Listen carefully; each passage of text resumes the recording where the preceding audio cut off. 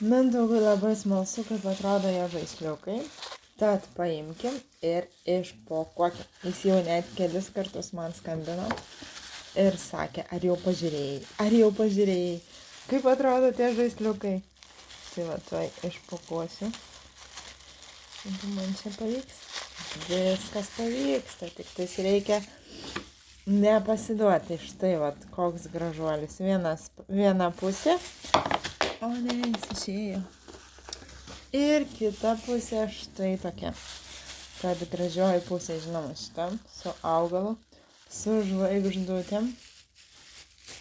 Ir štai kokie gražuoliai gali papuošti jūsų eglę.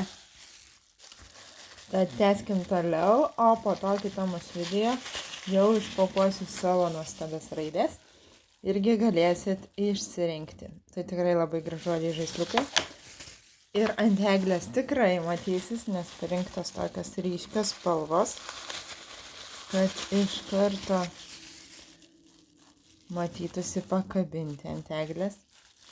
Tinka štai ir šitas augalas ir žvaigždutė. Atsiprašau. Na ir dar du liko.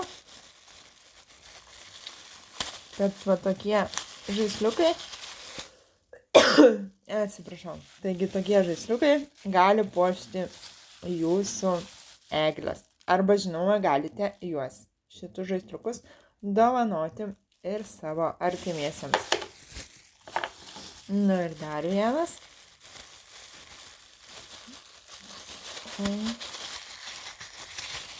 Štai. Tikrai labai gražus, įspūdingi.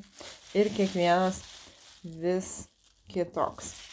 Tad 5 štai tokie žaisliukai gali papuošti, kaip jau ir sakiau, jūsų eglės arba gali šios žaisliukus dovanoti kalėdoms. Norit jų, rašykit mums.